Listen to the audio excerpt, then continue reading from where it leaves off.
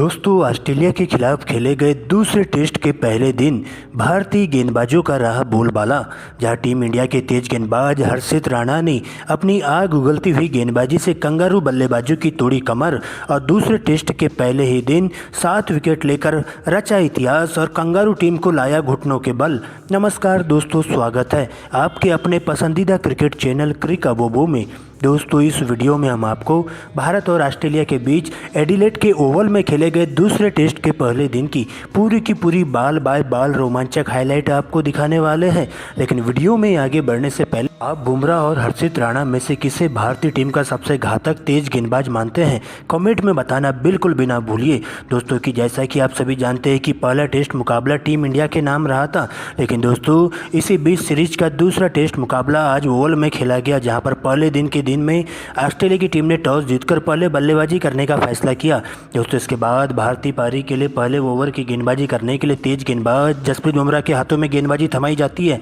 तो वही दोस्तों, पहले ओवर में जसप्रीत बुमराह अपनी आग उगलती हुई गेंदबाजी से कंगारू टीम को जोरदार झटका देती हुई दिखाई देते हैं, जहां पर ओवर की अंतिम गेंद पर अच्छी लय में बल्लेबाजी कर रहे उस्मान ख्वाजा को मात्र 2 रनों के निजी स्कोर पर क्लीन बोल्ड कर दिया जाता है। हालांकि दोस्तों एक छोर से नाथन मैक्सवेनी स्टीव स्मिथ के साथ मिलकर बेहतरीन तालमेल के साथ बल्लेबाजी करते हुए टीम के स्कोर को कछुए की चाल के साथ आगे बढ़ाते हुए चलते हैं। यहाँ पर दोनों ही बल्लेबाज मिलकर फूंक फूंक कर बल्लेबाजी करते हुए टीम इंडिया के तेज गेंदबाजों का डटकर मुकाबला करते हुए चले जाते हैं और 10 ओवर की समाप्ति में कंगारू टीम का स्कोर 1 विकेट खोकर स्कोर बोर्ड पर 25 रनों पर रुका हुआ रहता है। लेकिन दोस्तों इसी बीच 11वें ओवर में एक बार फिर से नए गेंदबाज हर्षित राणा अपनी घातक गेंदबाजी से कंगारू टीम के बल्लेबाजों पर पूरी तरीके से निस्तेनाबूद करने का काम करते हैं और आते ही अपने पहले ही ओवर में 2 विकेट लेकर कंगारू बल्लेबाजों की हवा खोल के रख देते हैं, जहां पर एक बार फिर से हर्षित राणा मार्नस लबुशेन को 11 रन तो वही स्टीव स्मिथ को 15 के स्कोर पर चलता करते हैं।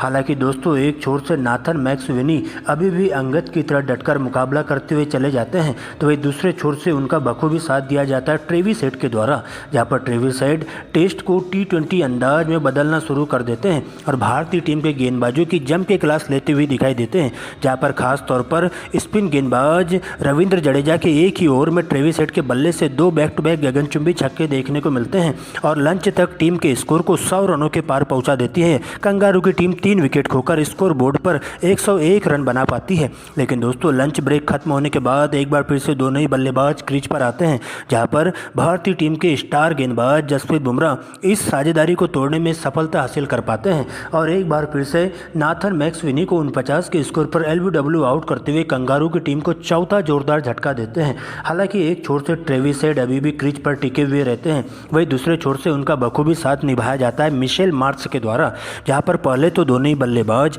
फूंक फूंक कर बल्लेबाजी करते हुए चले जाते हैं और कछुए की चाल के साथ ही कंगारू की टीम के स्कोर को आगे बढ़ाते हुए स्कोर बोर्ड पर 200 रन लगा देते हैं। लेकिन दोस्तों पारी के 51वें ओवर में एक बार फिर से हर्षित राणा अपनी आग उगलती हुई गेंदबाजी से कंगारू बल्लेबाजों को निस्तेनाबूद करने का काम करते हैं और एक ही ओवर में हैट्रिक विकेट लेकर ऑस्ट्रेलियाई बल्लेबाजों की पूरी तरीके से घुटनों के बल पर लाकर खड़ा कर देते हैं। यहाँ पर मिशेल मार्श को 11 रन तो वही ट्रेविस हेड को 56 के स्कोर पर चलता करते हैं, जबकि दोस्तों नए बल्लेबाज के तौर पर आए एलेक्स कैरी पहली ही गेंद पर LBW आउट करते हुए बिना खाता खोले ही पवेलियन की ओर लौट जाते हैं और कंगारू टीम के आधे से ज़्यादा बल्लेबाज पवेलियन की ओर लौट जाते हैं। लेकिन दोस्तों इसके बाद क्रीज पर लोअर ऑर्डर के बल्लेबाज पैट कमिंस का साथ देने के लिए मिचेल स्टार्क की एंट्री होती है। लेकिन इसके बाद कंगारू टीम के लोअर ऑर्डर का कोई भी बल्लेबाज भारतीय टीम के तेज गेंदबाजों के सामने टिककर बल्लेबाजी नहीं कर पाता है और एक के बाद एक सस्ते में अपना विकेट गंवाते हुए पवेलियन की ओर लौटते चला जाता है,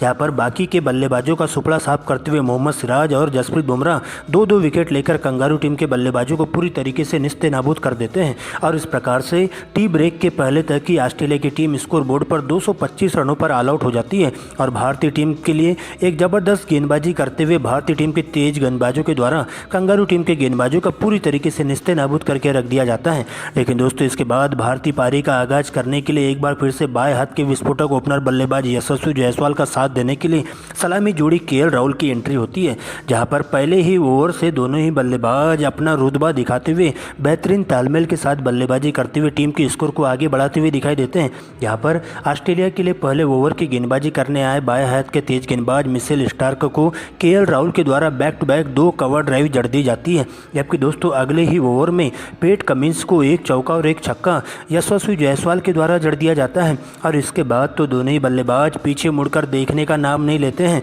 जहां पर चौथे ओवर में हेजलवुड को टारगेट करते हुए एक बार फिर से केएल राहुल 1 चौका और 1 गगनचुंबी छक्का लगाते हुए एक बार फिर से दोनों ही बल्लेबाज अपनी धुआंधार बल्लेबाजी से पूरी तरीके से कंगारू टीम के गेंदबाजों पर दबाव बनाने की कोशिश करते हैं। यहाँ पर दोनों ही बल्लेबाज आगे भी इसी अंदाज में बल्लेबाजी करते हुए टीम इंडिया के स्कोर को तेजी से स्कोर बोर्ड पर बढ़ाने की कोशिश करते हैं। यहाँ पर ऑस्ट्रेलिया के तेज गेंदबाज पूरी तरीके से नस्ते नाबूद होते हुए घुटने देखने पर मजबूर हो जाते हैं, लेकिन इस साझेदारी को तोड़ नहीं पाते हैं। यहाँ पर दोनों ही बल्लेबाजों के बीच में बेहतरीन तालमेल के साथ पारी देखते हुए 50 रनों की अर्धशत की साझेदारी पूरी हो जाती है। यहाँ पर 11 ओवर में ही टीम इंडिया 50 रनों के स्कोर को पार कर जाती है और इससे पहले भी दोनों ही बल्लेबाज अपने अपने 50 की ओर बढ़ने लगते हैं। जहां 20वें ओवर में सबसे पहले यशस्वी जायसवाल मात्र 48 गेंदों में ही अपना अर्धशतक पूरा कर लेते हैं, तो वही दूसरे छोर से उनके साथ बखूबी साथ देने वाले केएल राहुल भी 60 गेंदों में अपनी हाफ सेंचुरी पूरी कर लेते हैं और टीम इंडिया 26 ओवर में ही 100 रनों के आंकड़े को पार कर जाती है।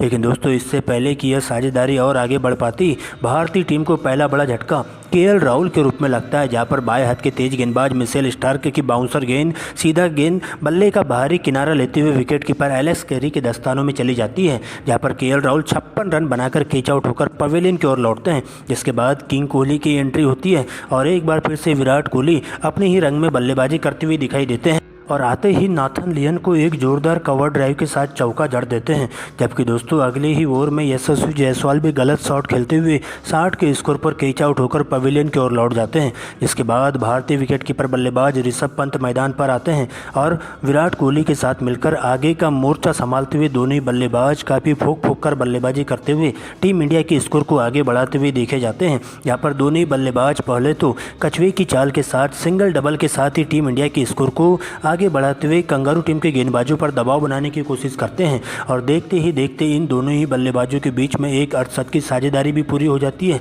यहाँ पर कंगारू टीम के सभी गेंदबाज विकेट के लिए तरसते हुए दिखाई देते हैं और यही दोनों बल्लेबाज मिलकर दिन के खेल के समाप्ति तक पूरी तरीके से क्रीज पर टिक कर बल्लेबाजी करते हुए कंगारू टीम के गेंदबाजों का डटकर मुकाबला करते हुए चले जाते हैं। यहाँ पर दोनों ही बल्लेबाज अपने अपने 50 की ओर बढ़ने लगते हैं, जिसमें सबसे पहले विराट कोहली मात्र 50 गेंदों में अपना अर्धशतक पूरा कर लेते हैं और इस तरह से पहले दिन के खेल की समाप्ति पर भारतीय टीम मजबूत स्थिति में आकर खड़ी हो जाती है, जहां टीम इंडिया अपने 2 सलामी जोड़ी को खोते हुए स्कोर बोर्ड पर 212 रन बना पाती है। जहां पर विराट कोहली अभी भी क्रीज पर 56 रन बनाकर नाबाद लौटते हैं, तो वही दूसरे छोर से ऋषभ पंत 71 गेंदों में 35 रन बनाकर नाबाद लौटते हैं।